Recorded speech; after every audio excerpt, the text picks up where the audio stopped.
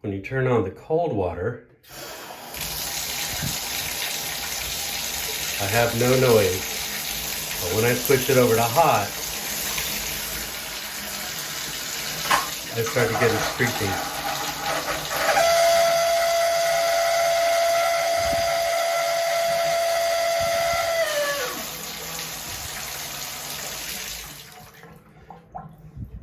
I replaced the cartridge, and I thought it was air in the line, so I bled the line of air. It worked for a little bit, and now we're back where we are.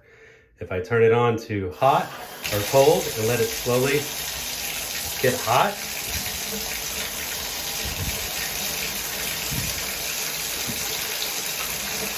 and then I switch it over,